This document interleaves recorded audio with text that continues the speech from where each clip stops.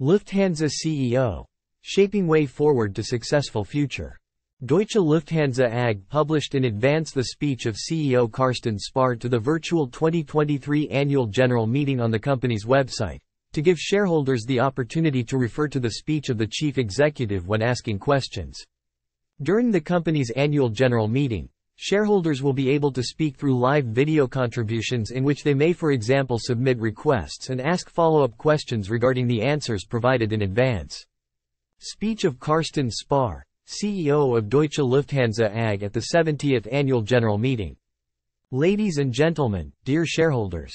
A warm welcome to the 70th Annual General Meeting of Deutsche Lufthansa AG from my side, too. I am pleased that our annual general meeting can be held in a new virtual format for the first time this year.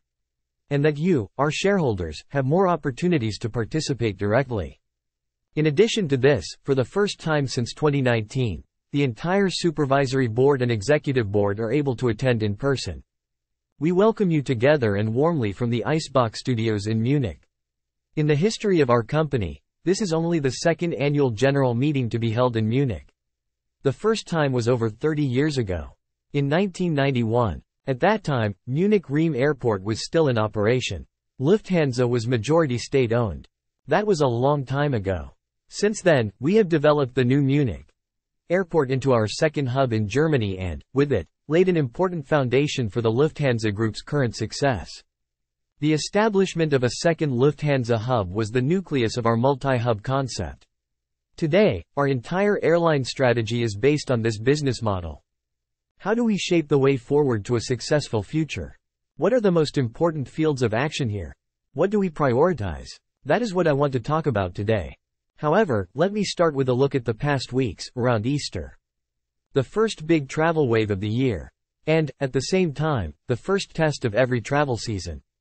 Especially after the experiences of last summer, we prepared ourselves very thoroughly for this. Among other things, by hiring 4,500 new employees worldwide in the first 3 months of the year alone. 1,500 every month. Already more than 6,000 in the current year. At the same time, we have accelerated processes and promoted our digital offerings. And we have had very intensive dialogues with airports and other system partners to improve operational stability.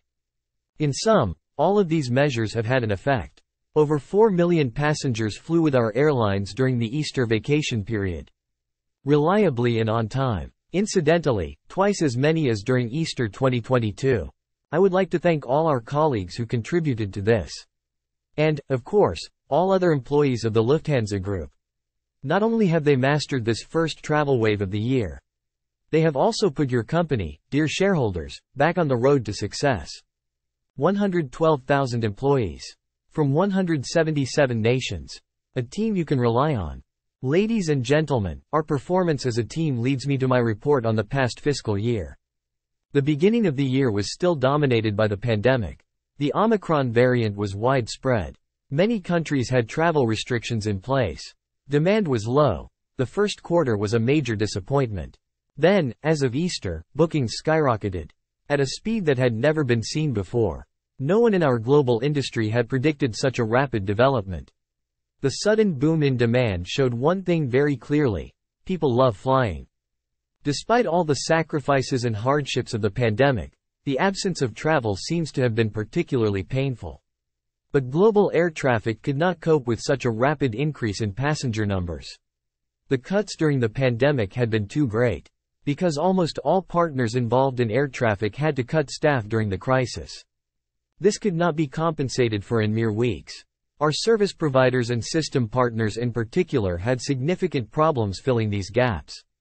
But we, the airlines, also experienced difficulties. For example, due to training, education and licensing being necessary again, capacities were tight in some places. Flight cancellations, delays and service losses were the result. It turned out to be an extremely difficult summer. First and foremost for our passengers. But also for our employees. All the more important that we are now significantly better prepared for the upcoming summer. No, not everything will be perfect yet. But I am very confident that flight operations will be significantly more stable. Our economic development in 2022 was in contrast to the operational difficulties.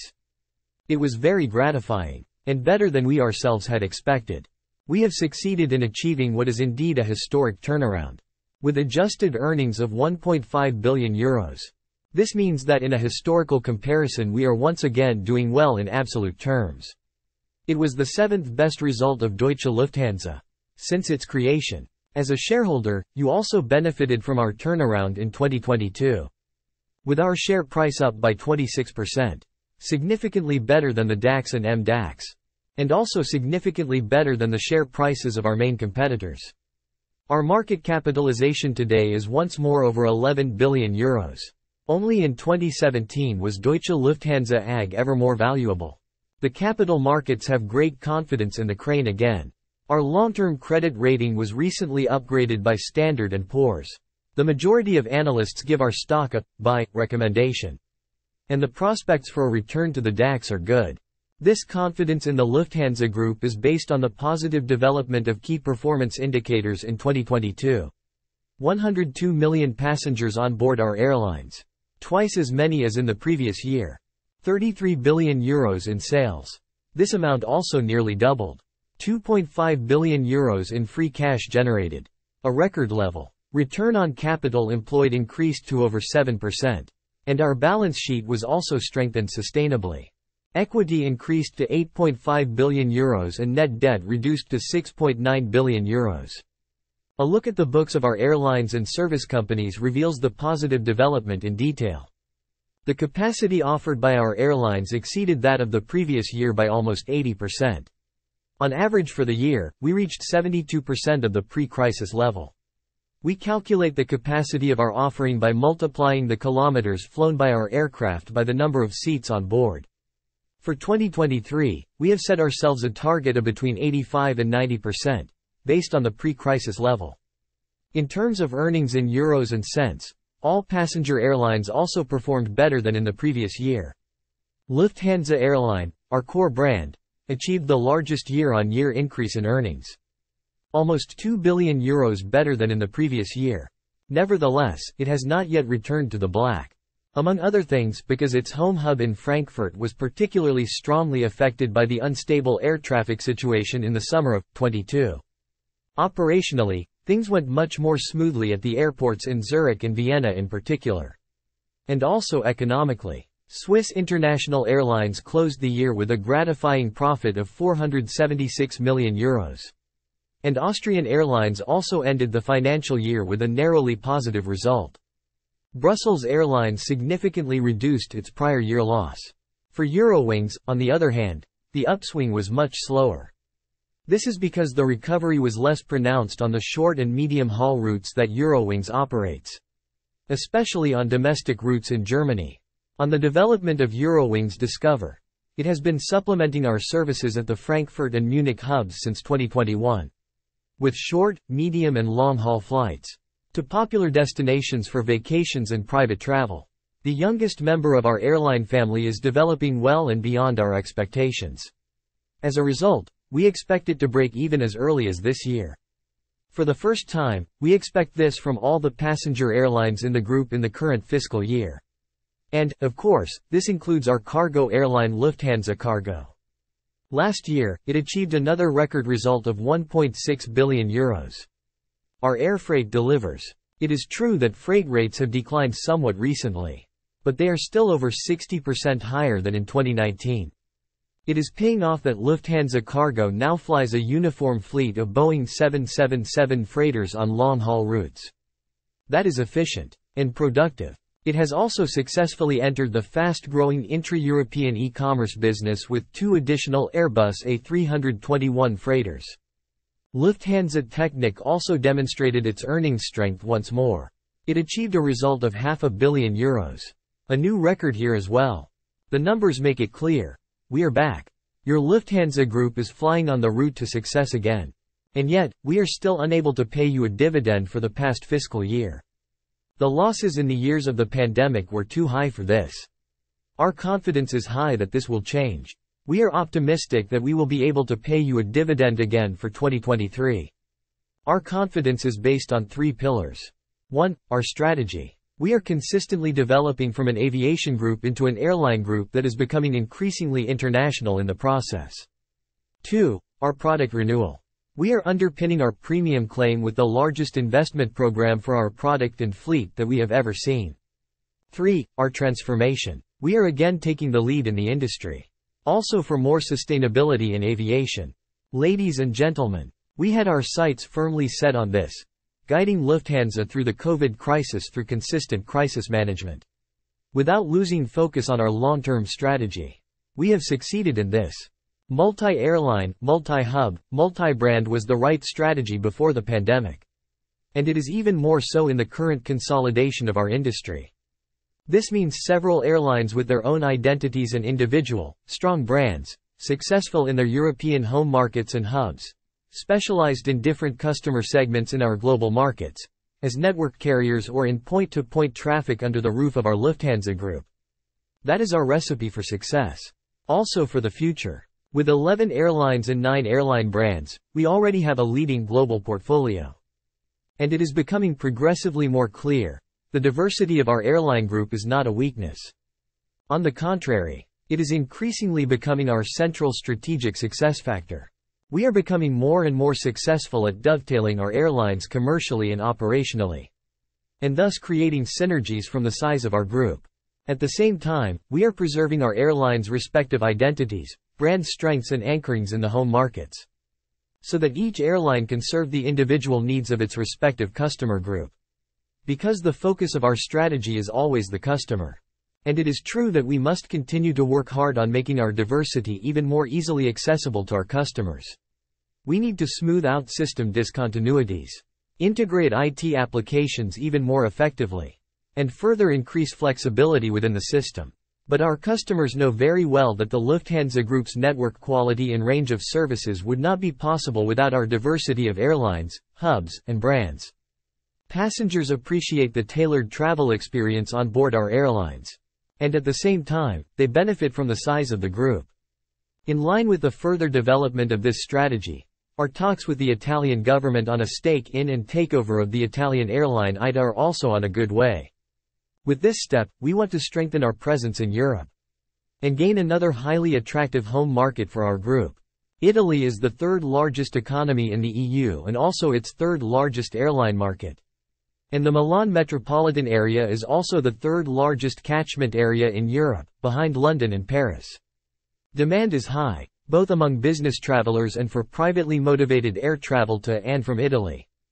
The country is already our largest foreign market, after the US, and ITA should not be confused with the former Alitalia. The company was only founded in 2020. With 3,900 employees and 70 aircraft, it is very efficiently positioned in Rome and Milan. Following the conclusion of a purchase agreement and approval by the European Commission, we see good prospects for a success of ITA being a part of our group. At the same time, this step will make the Lufthansa Group even more international. In our view, this is necessary in global competition. Because too great a dependence on a single very restrictive regulatory framework or just one labor market would cause us to fall behind globally.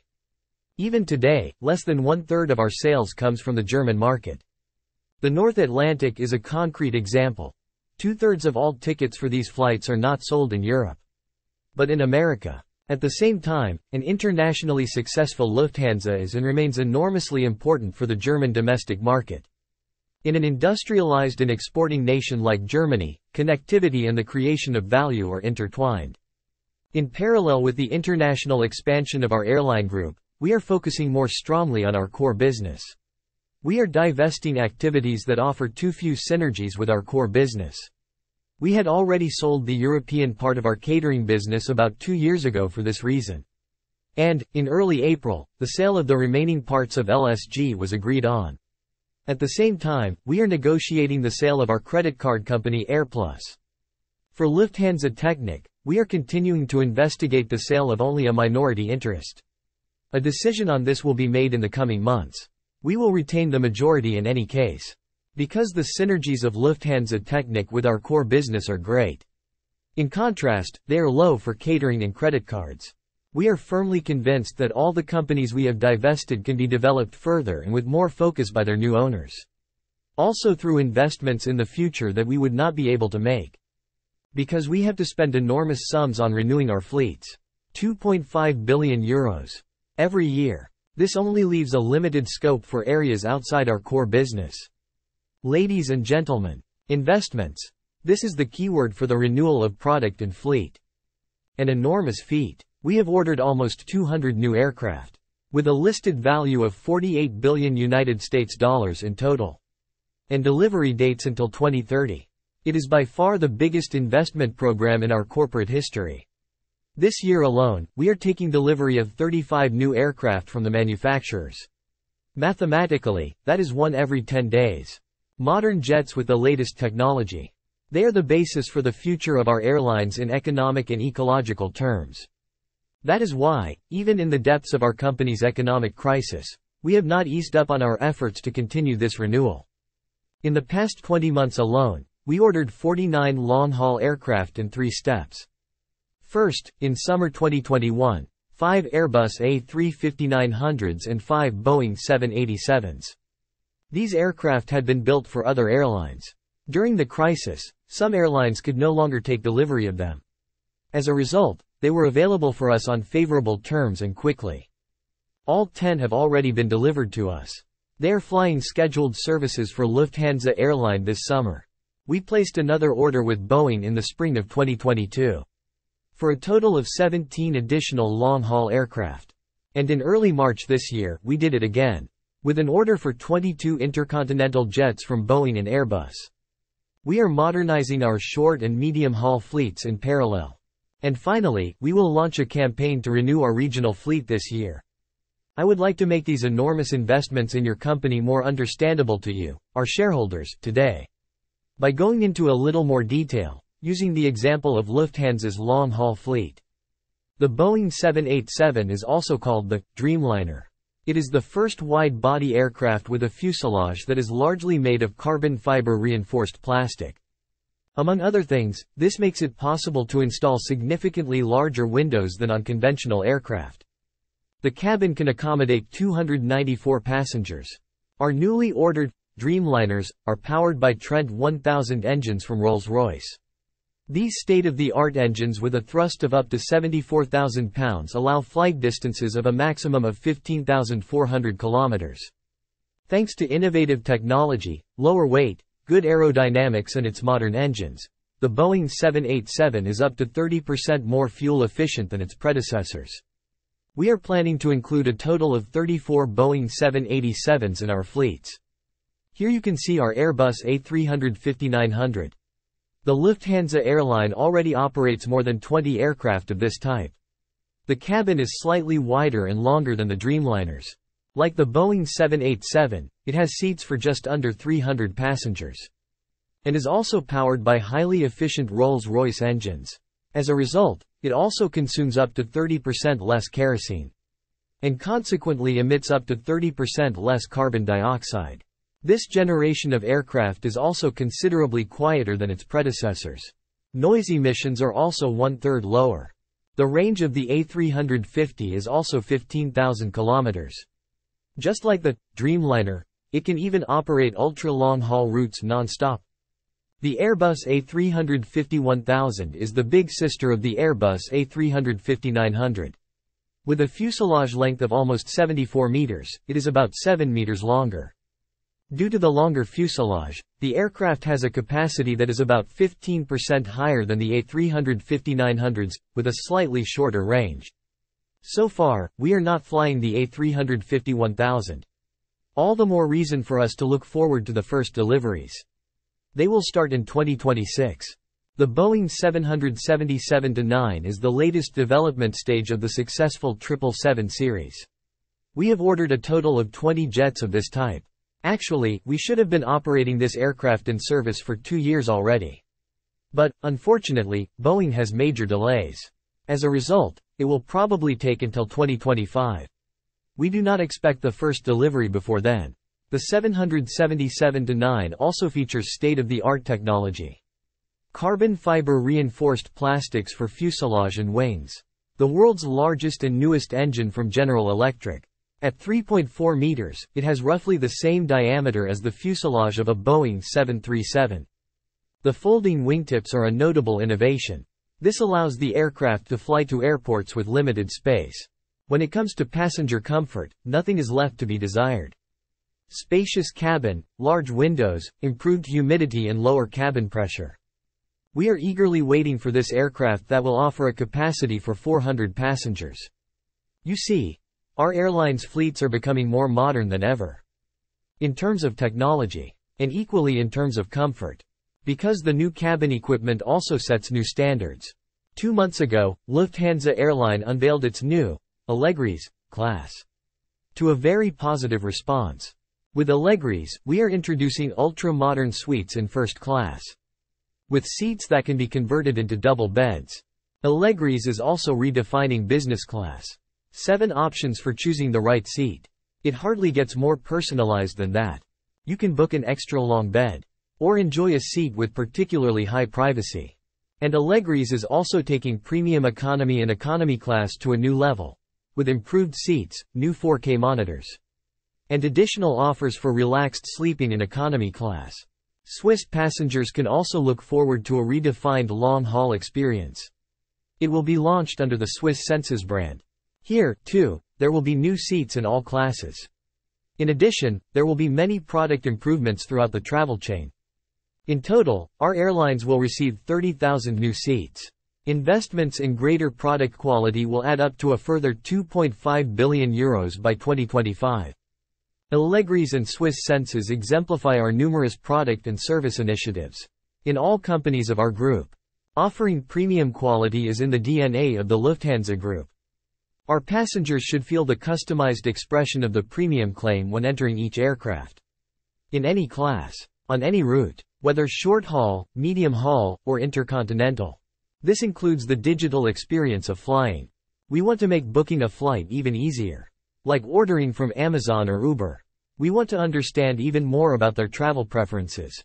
The way Spotify understands their taste in music. We want to solve problems along the travel chain even better. Just like Google Maps calculates a new route when there is a traffic jam. That is why we have created a digital hangar. 600 digital experts from all areas of the group are working together to improve the digital travel chain. From the inspiration for a trip to booking, payment, and travel arrangements. Flying should become even easier and more pleasant for our passengers. To be informed in the best possible way at any time, at any place. This includes making air travel more sustainable. This brings me to the third point, our transformation to more sustainable air transport. Today, global aviation is responsible for around 3% of global carbon emissions.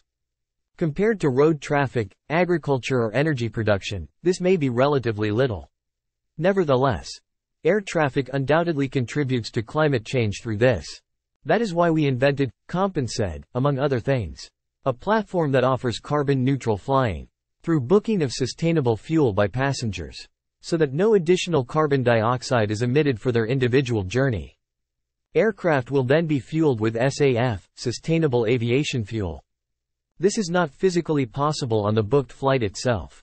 But it is fed into the network where it is available. This option has been available for over 3 years. It is still used by too few passengers. The additional cost of carbon-neutral kerosene deters many. For a flight across the North Atlantic, the surcharge adds up to around €400. Not everyone can or wants to afford that.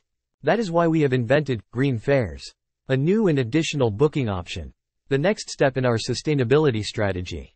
Green Fares is a tariff that includes offsetting from the outset. 80% through carbon compensation and 20% through the use of SAF. Without additional booking. Today, 3% of our passengers already use these options. We want to increase this rate as quickly as possible. On the subject of sustainability, I would like to go into more detail. We aim to have our carbon emissions by 2030 compared with the base year 2019. We aim to achieve a neutral carbon footprint by 2050. We have described and defined our reduction path for carbon emissions in concrete terms. And have received the seal of the Science Based Target Initiative for this. As the first European airline, the biggest step on our carbon reduction path will undoubtedly be made possible by new, fuel-efficient aircraft. I have already gone into detail on this aspect. The second major lever is the aforementioned use of sustainable fuels. Unfortunately, there are not enough of these yet. The total amount of SAF available worldwide would last just 5 days. Not for global aviation as a whole, but for the operation of our 700 aircraft alone. Starting in 2025, it will be mandatory in Europe to add 2% of SAF to fossil kerosene. Then 6% in 2030. And by 2050, the share is expected to rise to 70%. In principle, the approach is right. But the supply is too small. Production is only getting into gear slowly. As things stand today, it is completely open whether the required blending ratios will be available at all. There is also another problem. EU regulations on climate protection are not competition neutral. What does this mean? Currently, the mandatory blending quotas only apply within Europe, including feeder flights to our hubs. Non-European airlines are not required to fill up with the sustainable but expensive fuel at their hubs. This will make tickets from European airlines more expensive, because no airline can compensate for the additional cost. This increases the likelihood that passengers will prefer connections outside Europe, because the airfare is cheaper, even at the cost of detours. Ultimately, this means that in their current form, these EU regulations only lead to a shift in carbon emissions. At the same time, it would be like a subsidy program for airlines outside Europe, which, on top of everything else, have significantly worse environmental and social standards. Can this really be Europe's intention? Surely not. Unfair climate protection regulations put European airlines at a disadvantage. In doing so, they are harming not only us, but also the climate. To prevent this, help is needed from politicians. In Brussels, in Berlin, and in the other European capitals. We perceive that there is also tremendous support for another important issue. The expansion of intermodal services. By this we mean the networking of different modes of transport. Plane and train. The route networks are becoming increasingly complementary. We are the world champions of intermodal transport. By now, our passengers reach 40 destinations by train. In Germany, Switzerland, Austria and Belgium. With air rail routes operated by Lufthansa, Swiss, Austrian and Brussels Airlines. Over 800,000 passengers took advantage of this offer last year. With a strong upward trend. And with our recently agreed upon cooperation with the Italian State Railroad Company, we are further expanding our intermodal offering. Ladies and gentlemen, you are the shareholders of Lufthansa. Your company connects people, cultures and economic regions. Sustainably. Sustainable not only in the ecological sense, but also sustainable in the sense of spanning generations. Lufthansa was first founded in 1926. In 3 years we will celebrate our 100th anniversary. We are aware of our great responsibility for the future of this unique company. And for the generations of customers, shareholders, and employees to come, who will continue to ensure the long-term success of the crane. We, more than 100,000 Lufthansites, are working on this with great passion. Every day. Thank you for your loyalty, for your trust, and for your interest in us. Thank you for your continued support.